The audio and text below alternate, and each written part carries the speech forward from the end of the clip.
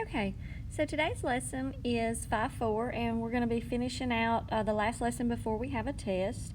And what we're going to look at today is how to find the midpoint of a line segment. We're also going to look at taking some points and graphing and naming the most specific name for each polygon, which could be a rectangle or it could be a triangle, but we're going to try to be as specific as we can, and I'll talk you through that example.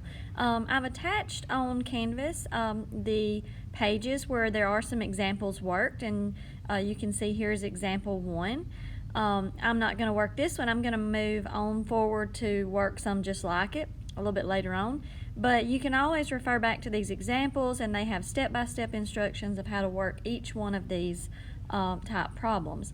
You can see in example 1, they had to graph A, B, and C, and when they did, of course, it made a triangle because it had 3 sides. And not only did they name that it was a triangle, they told that it was a right triangle. They were more specific. So you need to be as specific as you can. So in this case, on example 1, triangle ABC is a right triangle, and it's a right triangle because it has a right angle in it. Angle ABC makes perfect L, and so that makes it a right triangle. B part as well. Whoops. B part as well there has a quadrilateral. It has 4 sides, L, M, N, and P. And on that, what you'll notice is when you graph L, M, N, and P, you see this shape here. And what we notice about that is that the left and the right side, these 2 sides, are parallel, but the top and bottom are not. And so it cannot be a parallelogram because we only have 1 set of parallel lines. But 1 set of parallel lines is what makes that a trapezoid. And we'll talk in class about more of these. These are things you learned in previous years, you know, what makes something a square, what makes it a rectangle, that kind of thing. Let's go on the next page. Example 2 here is finding the coordinates of a missing vertex. So they may give you some instruction. For example, they may give you a line segment like here, BC. And then they may ask you to find point A. What are the coordinates of point A? If you know that you have to make a triangle with a right angle at B, and that AB has to be 4. So that's why they ended up putting the point here at 2, 5, because that does make a right angle at B, and it also makes the line segment from A to B 4 blocks long. So that gives you that answer there.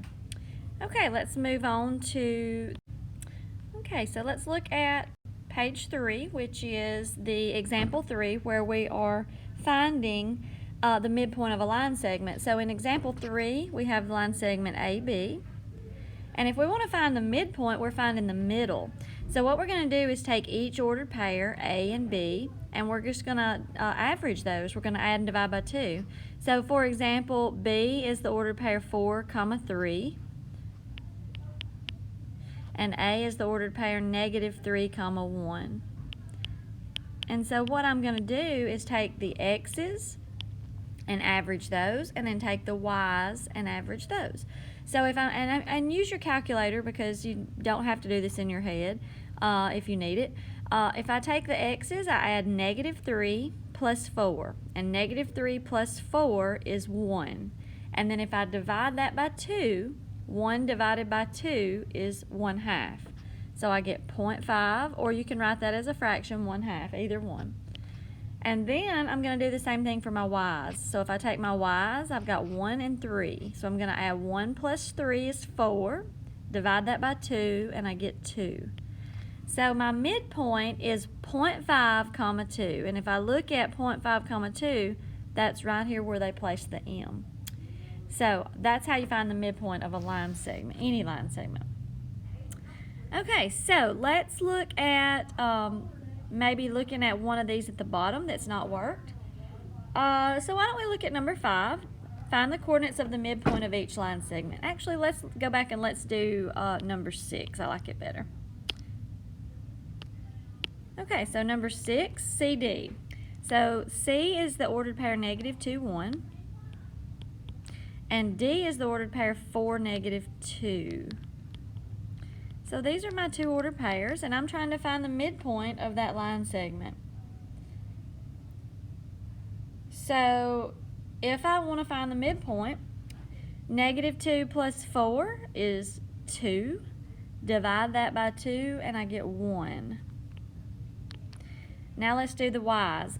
-2 plus 1 is -1. Divide that by 2 and I get -1/2. And you can write those as fractions or decimals. You could write that as -0.5 if you wanted to. So let's graph it and make sure that it does fall in the center of the line. 1, 0.5, and it would be right there. And I'm going to label that with an M. And that is, as you can tell, that is midway through the line. Okay, so let's look now at number 4. Quadrilateral JKLM is a square. Find the coordinate of M. Okay, so we have J, and then over to K, and then down to L. So I'm going to put that in red so you can see it better. We're trying to make a square. A square has every side the same length. So this side here, if you look, is 3. This side here is 3. We need to place the letter M in a point where it will make a square, and the square will have every side the same length, still 3. So I'm going to just place it right here. And that's going to be the point M. And I'm going to connect it and make a square so I can make sure it does work. And this side is 3 and this side is 3. So the question was to find the coordinates of M. So I did graph it, but I need to write those coordinates down. And that would be -3, -2. So that would be the answer to number 4. And then if I look at one like example, number 1, where I have to graph a polygon and give the most specific name for it,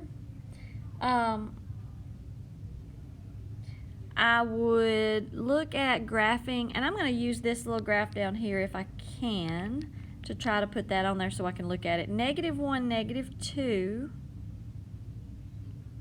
be down here. 0, 3 would be here, and 1, -2 would be here.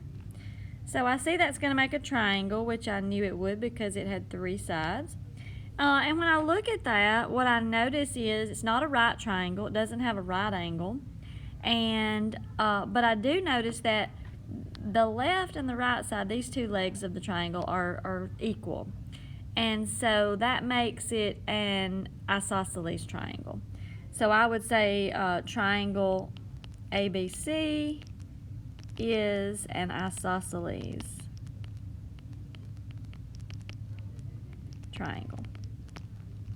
Okay, so I'm going to let you now work on your assignment, which is worksheet 5.4, and let you do some of those. If you finish that, I have a review sheet on there that you can go ahead and start to kind of review things for the unit. We will have a test on this. We're going to do a study guide tomorrow, and then we'll take a test on Wednesday. So if you get finished early, because this assignment's pretty short, you can go ahead and start working on the review sheet to kind of get prepared. Now, the study guide tomorrow is a separate document. It's not the same as the review sheet. The unit review is just extra practice. So we'll go over this homework tomorrow in class, and then we'll start reviewing for our test.